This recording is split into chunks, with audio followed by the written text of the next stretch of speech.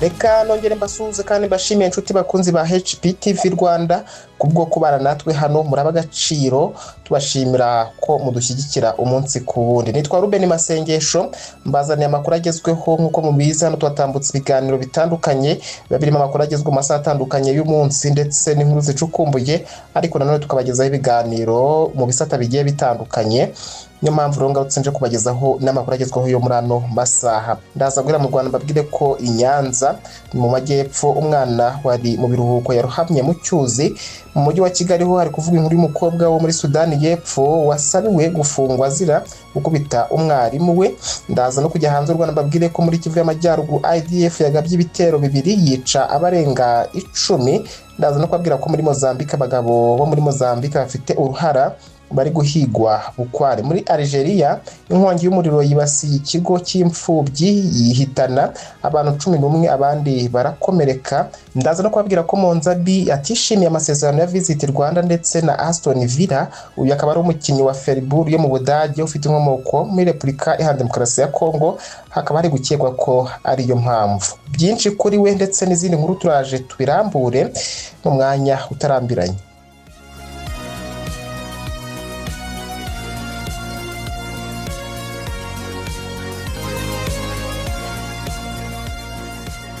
Reka nyatangiye mu karere ka Nyamasheke mbabwire ko umurambo w'umugabo wasanzwe mu mazi. Umurenge wa Kanjongo, akagari ka Kibogora, umudugudu wa Rwakagaju habonetse umurambo w'umugabo gusa ntiharamenyekana icyaba cyamwisha. Aya makuru yamenyekanye kuri wa kane tariki ya 16 Nyakanga 2026 saa 2 za mu gitondo. Murekatete Sara w'imyaka 35 niwe wahamagaye avuga ko umugabo we witwa Ndayahoze Jean Pierre w'imyaka 40 w'umurobyi abonye umurambo mu mazi. Bikekwa ko hari uwakanyarutoki Albert w'imyaka 45. Ubuyobozi buhageze busanga koko ari we.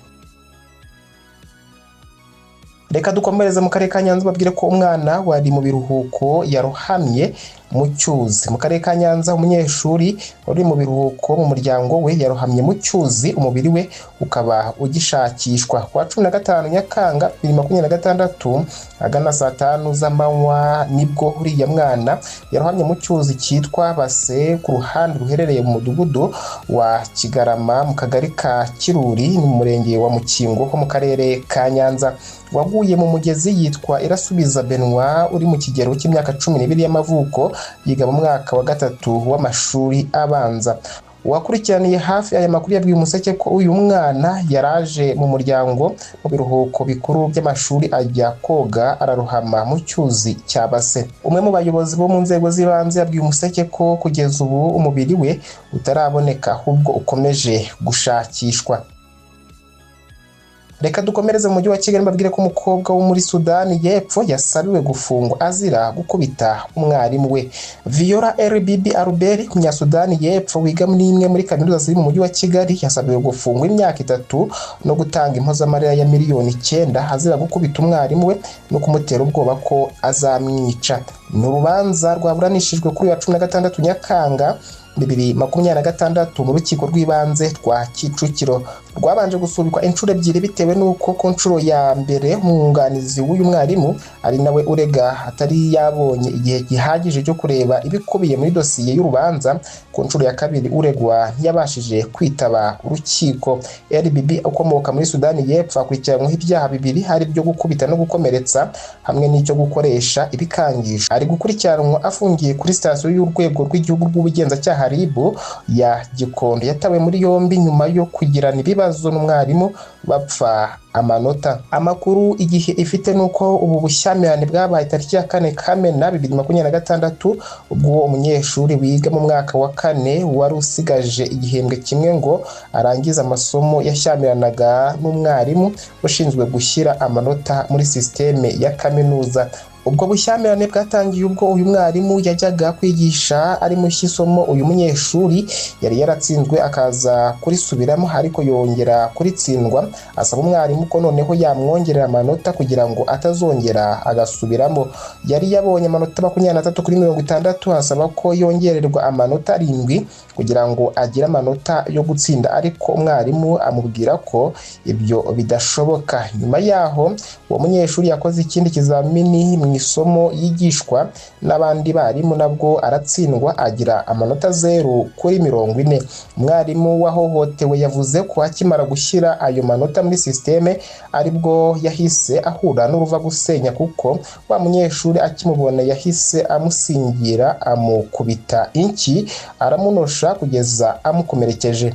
Uwo munyeshuri ngo ibyo yabikoze avuga ko uwo mwarimu hari utuma atsindwa ndetse avuga ko azamwica uko byagenda kose. Cyakora uyu mwarimu yatabawe n'undi mukozi hamwe n'undi munyeshuri wari kumwe n'uwo wamukubise nyuma ajya gutanga ikirego. Mwiburanisha mu mizi ry'urwo rubanza kuri wa 16 Nyakanga, Metere Mutangana Felix wunganira urega yatangiye asobanura uko ibyo byabaye byose ndetse n'ingaruka byagize ku mukiriya we. RBB yaburanye yemera ko ibyo byabaye kandi asaba imbabazi, avuga ko yabitewe n'umujinya n'uburakari by'uko yari yatsinzwe amasomo. Icyakora yahakanye icyaha cyo kubwira mwarimu we ko azamwica.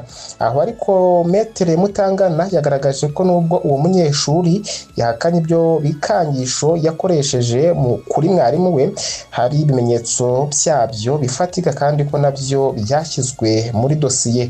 Ubushinjacyaha bwagaragaje ko ibyagezweho mu iperereza bihagije busaba urukiko ko RBB afunga imyaka 3 harimo umwaka umwe ku cyaha cyo gukubita no gukomeretsa n'indi myaka 2 ku cyaha cyo gukoresha ibikangisho ndetse acibwa n'ihazabu $500 amafaranga y'u Rwanda. Urukiko rwahise rubaza urega niba ikibazo kitakemuka mu buryo bw'ubwumvikane kuko uregwa avuga ko asaba imbabazi. Uyu mwarimu yavuze ko nta mbabazi yigeze asabwa mbere hose ku buryo yumva bitashoboka kugirana ubwumvikane n'umuntu wamubwiye ko azamwica. Ikindi yashingiye yanga ibyo kwiyunga nuko uyu munyeshuri nawe yari yagiye gutanga ikirego kuri RIB avuga ko mwarimu we yamurenganyije, agasanga ibyo byose bigaragaza ko nawe ubwe atemeraga ko yakosheje. Ku ruhande rw'indishyi zisabwa, Metere Mutangana yasabye iza $1,210,000 harimo $5,000 amafaranga y'u Rwanda z'uko uwo mwarimu yandagajwe mu ruhame, harimo kandi $1,000,000 amafaranga y'u Rwanda yo gusiragira kwa muganga no kwishyura umufasha mu by'imitekerereze ufasha uwo mwarimu gusubira ku murongo, $1,100,200 amafaranga y'u Rwanda bya telefone y'umwarimu yangijwe, andi akaba ari igihembo cya avoka cya $2,000,000 mu mafaranga y'u Rwanda n'iyikurikirana rubanza ndetse n'amagarama yarwo. Umwunganizi wa RBB yahise agaragaza ko izo ndishyi ari nyinshi, asaba urukiko kuzisuzuma rukazigabanya. Urukiko rwavuze ko urwo rubanza ruzasomwa ku itariki ya 13 Nyakanga 2026 saa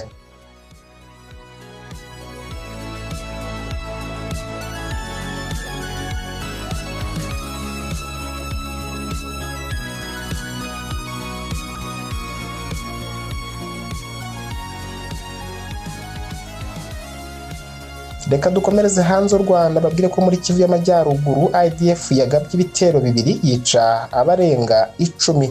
Umutwe w'iterabwoba IDF wagabye ibitero 2 muri komine ya Mangina iherereye muri teritwari ya Beni, ntara ya Kivu y'Amajyaruguru muri Repubulika Demokarasi ya Kongo, yica abaturage 14 tariki ya 14 Nyakanga 2026.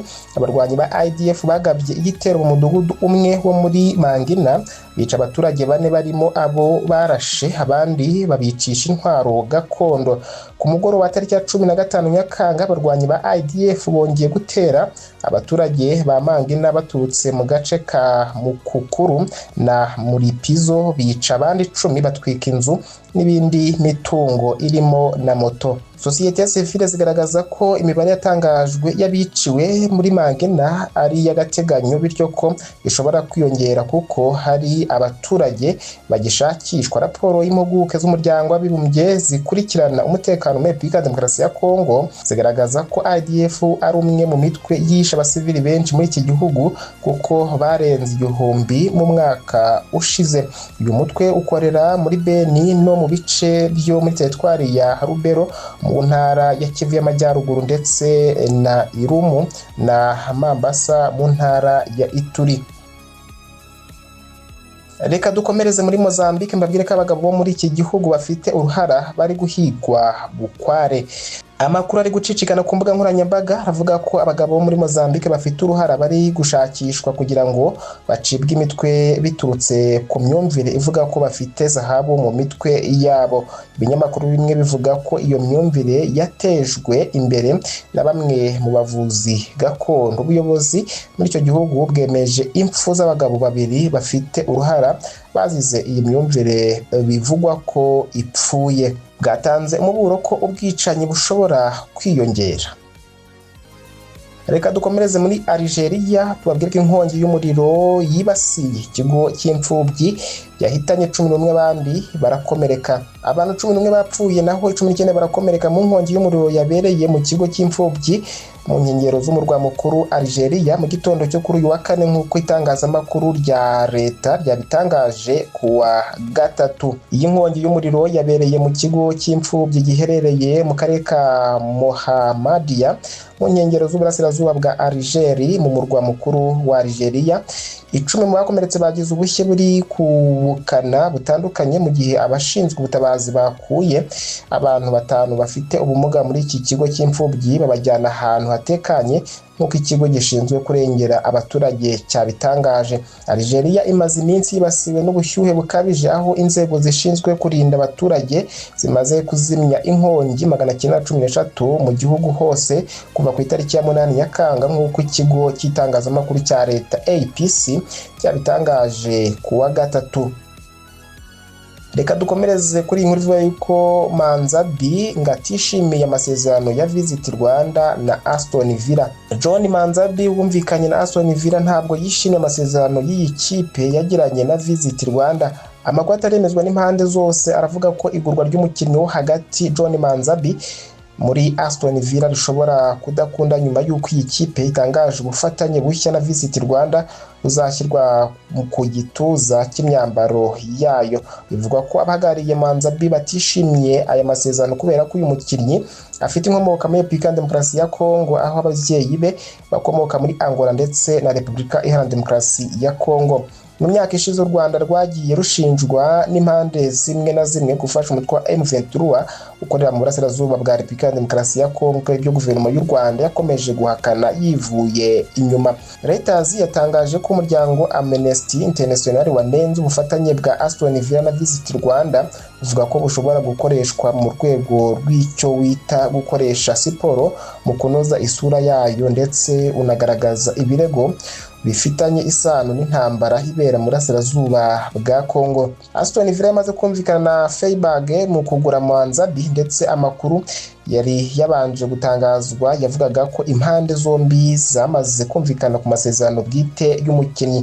Amakuru mashya avuga ko abahagariye Manzabi batari bazi ko Aston Villa iri mu biganiro byo kugirana amasezerano na Visit Rwanda mbere y'uko bemera kwinjira muri iyi kipe.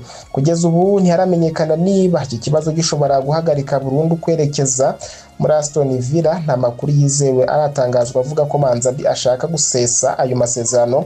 Ni mu gihe kandi amakuru akomeje kuvuga ko isuzuma ry'ubuzima bwe rikiri gutegurwa.